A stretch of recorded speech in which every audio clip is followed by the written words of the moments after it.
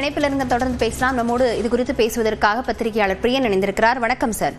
வணக்கம். காங்கிரஸ் 30 தொகுதிகளுக்கு மேல் கேட்பதாகவும், அதே போல மாநிலங்களவை பதவியும், அதே போல உள்ளாட்சி தேர்தலில் மேயர் பதவியும் கூட கேட்பதாக தகவல்கள் வெளியாக இருக்கிறது. இதன் பின்னணியை நாம் எப்படி எடுத்துக்கொள்ள வேண்டியிருக்கிறது?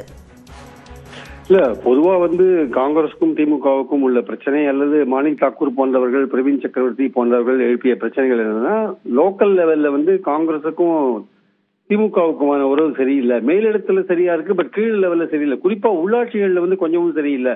போன வாட்டி உள்ளாட்சி தேர்தலில் காங்கிரஸுக்காக ஒதுக்கப்பட்ட பல பதவிகள்ல திமுக வேற பல கட்சிகளோடு சேர்ந்து கொண்டு காங்கிரஸையே தோற்கடித்த சம்பவங்கள்லாம் கடந்த காலத்தில் நடந்திருக்கு.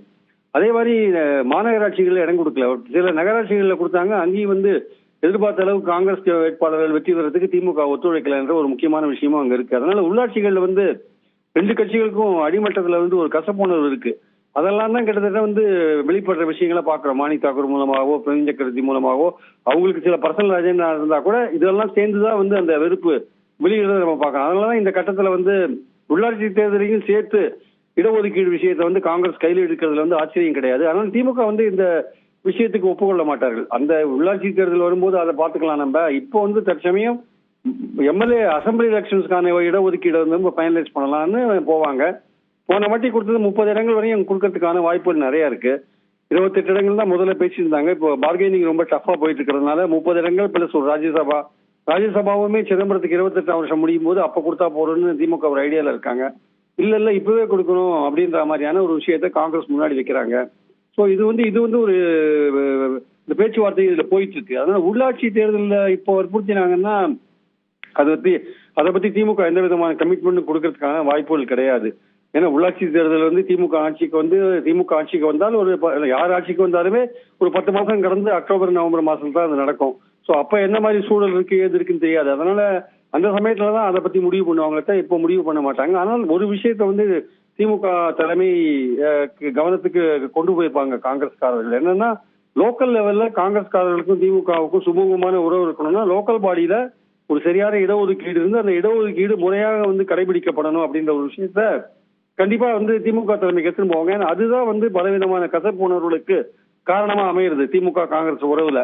அதனால திமுக தலைமை இந்த வாட்டி அதை கவனத்தில் எடுத்துக்கணும்னு நினைக்கிறேன். அதே சமயம் 30 இடங்கள் வரையும் கொடுக்கறதுக்கான ஒரு ராஜ்யசபா கொடுக்கறதுக்கான வாய்ப்புகள் இருக்கு. ஆனா கொஞ்சம் இழுத்தடிச்சுன்னா கொஞ்சம் அது பேச்சுவார்த்தைகள் இழுபறியா போய் தான் கடைசியில முடிவாகுன்றது என்னுடைய கருத்து.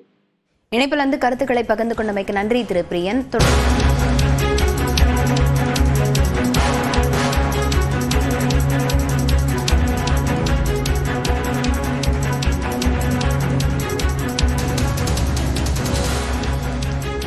அண்மை செய்தியை பார்த்து வருகிறோம். திமுக தொகுதி பங்கீட்டு பேச்சுவார்த்தை காங்கிரசுடன் நடைபெற்று வரும் நிலையில் 30 தொகுதிகளை காங்கிரஸ் கேட்பதாக தகவல் வெளியாகி இருக்கிறது. இது குறித்த விவரங்களுடன் செய்தியாளர் கோகுல் இணைந்திருக்கிறார். கோகுல், விவரங்களை பதிவு செய்யலாம்.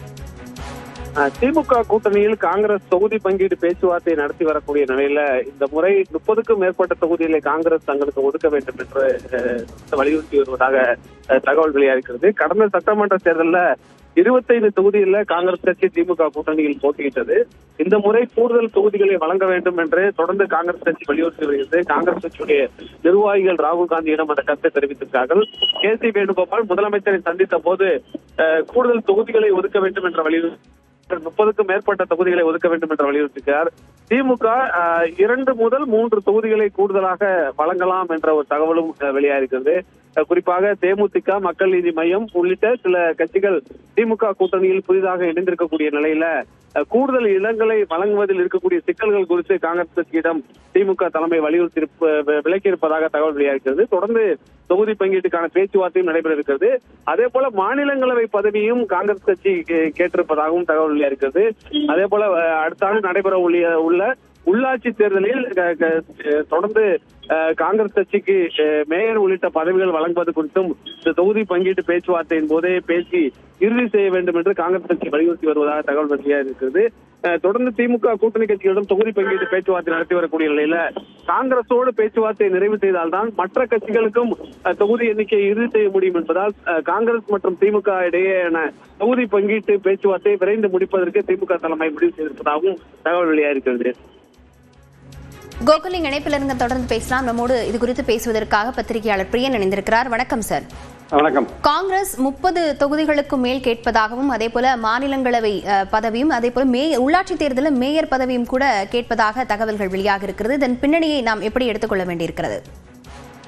இல்ல, பொதுவா காங்கிரஸுக்கும் திமுகவுக்கும் உள்ள பிரச்சனை அல்லது மாணிக் தாக்கூர் போன்றவர்கள், பிரவீன் சக்கரவர்த்தி போன்றவர்கள் எழுப்பிய பிரச்சனைகள் என்னன்னா, லோக்கல் லெவல்ல காங்கிரஸுக்கும் திமுகவுக்குமான உறவு சரியில்லை. மேலிடத்துல சரியா இருக்கு, பட் கீழ் லெவல்ல சரியில்லை. குறிப்பா உள்ளாட்சிகள்ல கொஞ்சமும் சரியில்லை.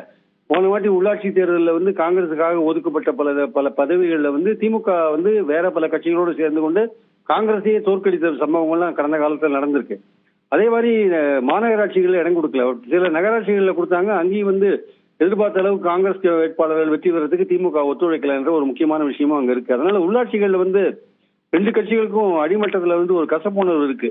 அதெல்லாம் தான் கிட்டத்தட்ட வெளிப்படுற விஷயங்களை பாக்குறோம். மாணிக் தாக்கூர் மூலமாகவோ பிரவீன் சக்கரவர்த்தி மூலமாகவோ அவங்களுக்கு சில பர்சனல் அஜெண்டா இருந்தா கூட இதெல்லாம் சேர்ந்துதான் அந்த வெறுப்பு வெளியிடுறத நம்ம பார்க்கலாம். அதனாலதான் இந்த கட்டத்துல உள்ளாட்சி தேர்தலையும் சேர்த்து இடஒதுக்கீடு விஷயத்தை காங்கிரஸ் கையில் எடுக்கிறதுல ஆச்சரியம் கிடையாது. அதனால திமுக இந்த விஷயத்துக்கு ஒப்புக்கொள்ள மாட்டார்கள். அந்த உள்ளாட்சி தேர்தல் வரும்போது அதை பார்த்துக்கலாம். நம்ம இப்போ தற்சமயம் எம்எல்ஏ அசம்பிளி எலெக்ஷன்ஸ்க்கான இடஒதுக்கீடு ஃபைனலைஸ் பண்ணலாம்னு போவாங்க. போன வாட்டி கொடுத்தது 30 இடங்கள் வரையும் கொடுக்கறதுக்கான வாய்ப்புகள் நிறைய இருக்கு.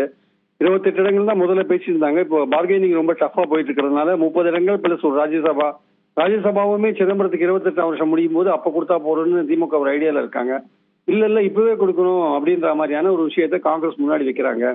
ஸோ இது ஒரு இந்த பேச்சுவார்த்தை இதுல போயிட்டு இருக்கு. அதனால உள்ளாட்சி தேர்தலில் இப்போ வற்புறுத்தினாங்கன்னா அதை பத்தி திமுக எந்த விதமான கமிட்மெண்ட் கொடுக்கறதுக்கான வாய்ப்புகள் கிடையாது. ஏன்னா உள்ளாட்சி தேர்தல் திமுக ஆட்சிக்கு வந்தால் யார் ஆட்சிக்கு வந்தாலுமே ஒரு 10 மாசம் கடந்து அக்டோபர் நவம்பர் மாசம் தான் அது நடக்கும்.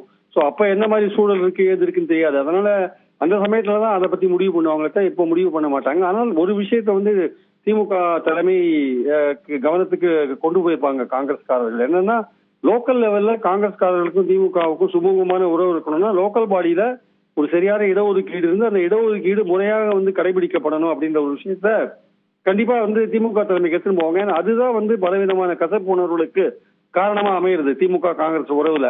அதனால திமுக தலைமை இந்த வாட்டி அதை கவனத்தில் எடுத்துக்கணும்னு நினைக்கிறேன். அதே சமயம் 30 இடங்கள் வரையும் கொடுக்கறதுக்கான ஒரு ராஜ்யசபா கொடுக்கறதுக்கான வாய்ப்புகள் இருக்கு. ஆனா கொஞ்சம் இழுத்தடிச்சுன்னா கொஞ்சம் அது பேச்சுவார்த்தைகள் இழுபறியா போய் தான் கடைசியில முடிவாகுன்றது என்னுடைய கருத்து. இணைப்பிலிருந்து கருத்துக்களை பகிர்ந்து கொண்டமைக்கு நன்றி திரு பிரியன். தொடர்ந்து நம்முடைய தொலைபேசி வாயிலாக மூத்த பத்திரிகையாளர் திரு ஷாம் இணைந்திருக்கிறார். வணக்கம் சார்.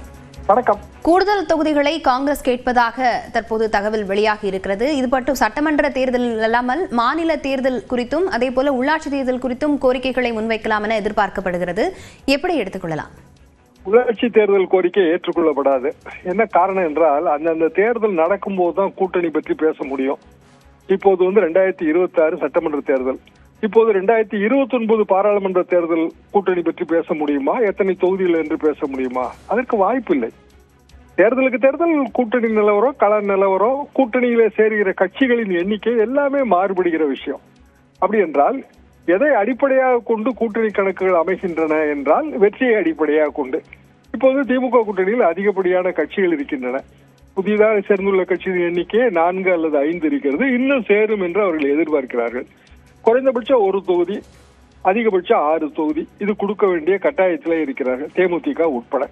இப்படியான சூழ்நிலையில் ஏற்கனவே கொடுக்கப்பட்ட இடங்கள், அதாவது 2021 தேர்தலில் கொடுக்கப்பட்ட இடங்களை விட குறைவாக கொடுப்பதற்கு தான் வழி இருக்கிறது.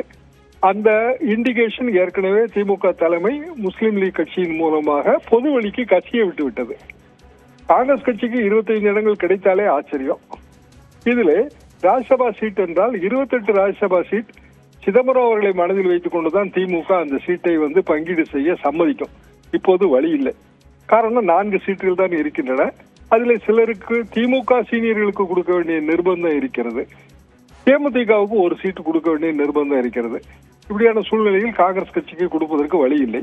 தேமுதிக பேரம் முடியாமலேயே கூட்டணியில் சேர்ந்து விட்டது. அப்படி என்றால் ஏதோ ஒரு வகையிலே அவர்களுக்கு ஒரு இண்டிகேஷன் தரப்பட்டுள்ளது. இத்தனை சீட்டுகள் நாங்கள் தருவோம் என்கிற ஒரு உறுதிமொழி தரப்பட்டிருக்கிறது. இதையெல்லாம் கணக்கிலே வைத்து பார்க்கும்போது காங்கிரஸ் கட்சி கோருகிற ஆட்சியில் பங்கு, அதிகாரத்தில் பங்கு அதற்கு வாய்ப்பே இல்லை. உள்ளாட்சி தேர்தல்களில் பங்கு அதற்கும் வாய்ப்பே இல்லை. 25க்கு அதிகமான இடங்கள் என்றால் சிக்கல் காங்கிரஸ் கட்சிக்கு அதிகமான இடங்கள் கொடுத்தால் எல்லா கூட்டணி கட்சிகள், ஏற்கனவே இருக்கிற கூட்டணி கட்சிகள், விடுதலை சிறுத்தைகள், மதிமுக எல்லோருமே அதிக இடங்கள் கேட்பார்கள். அப்படி என்றால் திமுக ரொம்ப குறைந்த இடங்களில் போட்டி போட வேண்டியது வரும். உதயசூரியன் குறைந்தபட்சம் 175 இடங்களில் நிற்க வேண்டும். திமுக 170 அவர்கள் குறிக்கோளாக இருப்பது, அவர்கள் மட்டும் நிற்பது 170. சில கூட்டணி கட்சிகள் உதயசூரியன் சின்னத்திலே நிற்கின்றன. அவை குறைந்தது 10 என்று வைத்தாலே அங்கு 180 போய்விடுகிறது. ஆக 234 தொகுதியில் மீதி இருப்பது என்பது ரொம்ப சொற்பமான தொகுதிகள். இந்த இடத்துல காங்கிரஸ் கட்சி இப்படி தொடர்ந்து பேசிக்கொண்டே போவது கூட்டணியின் ஒற்றுமைக்கு நல்லதல்ல.